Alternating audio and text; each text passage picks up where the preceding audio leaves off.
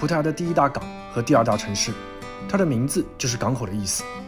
这个城市非常有趣，整体上是破破旧旧的，但是城市当中那种强烈的带着点华丽的烟火气会熏到你陶醉，就好像是一个曾经很金贵的东西被遗弃在一边，然后慢慢的破败裂开，而在它内部的一些光就从这些裂缝中透了出来。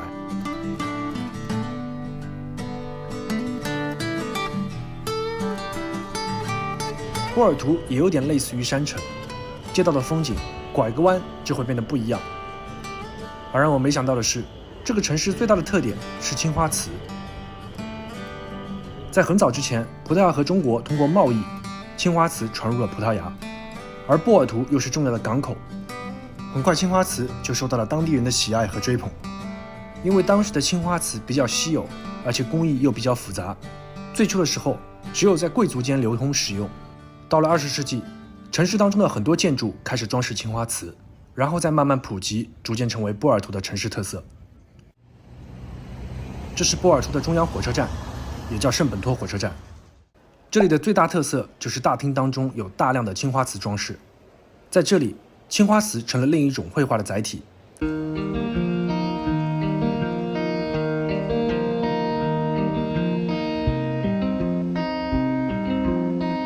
相比较于欧洲传统的壁画，青花瓷显得更加统一透亮。壁画的内容主要是以葡萄牙交通为主的一些重要的历史节点。这里除了是车站，已经成了一个名副其实的景点。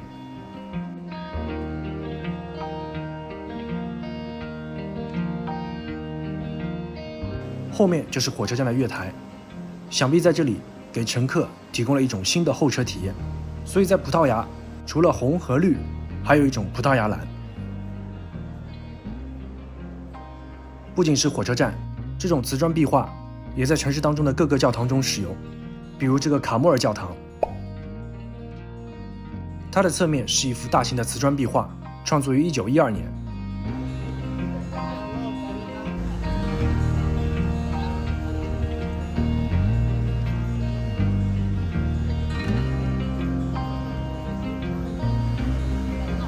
在市中心巴塔利亚广场上的圣伊尔德丰索教堂，立面的青花瓷壁画也十分瞩目。这些装饰设计于1932年。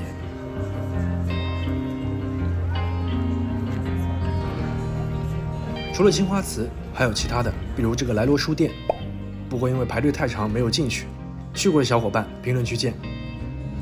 对面的场地上面是草坪，下面是商业街，正好把这个坡度利用了起来。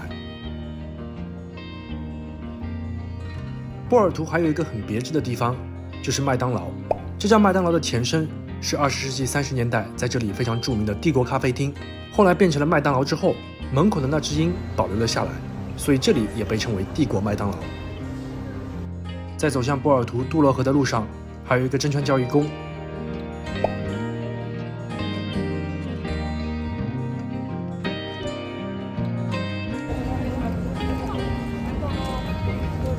到了河边，就能看到路易一世大桥。这座建于1881年到86年之间的大桥，可以很好的欣赏整个城市的风景。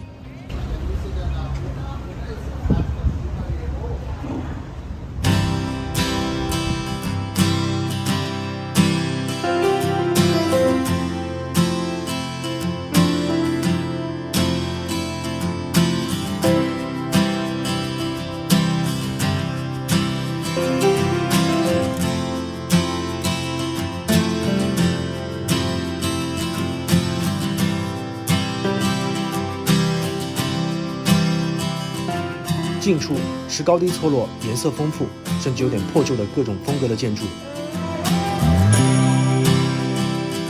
远处是泛着涟漪的湖面，还有彩云紫霞。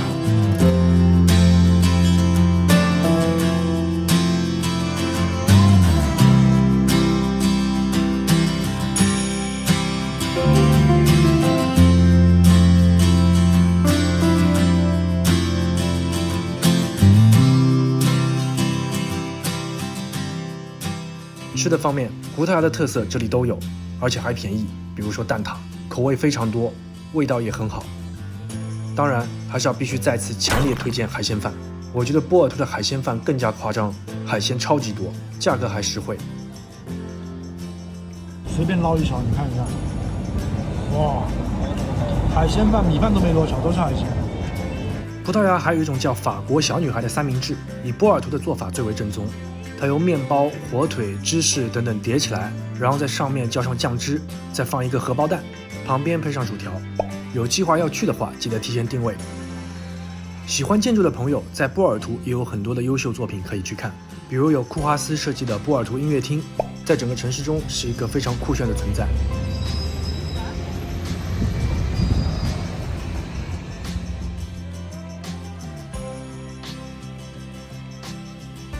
波尔图也是建筑大师阿尔瓦罗西加的故乡，可以去看他早年的一个经济型住宅——萨博社会住宅。他也为自己的母校波尔图建筑学院设计了教学楼。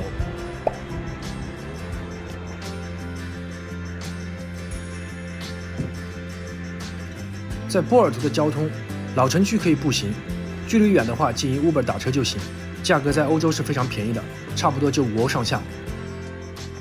波尔图似乎是一个一切都很松散，但是那种慵懒感又好像恰当好处的城市。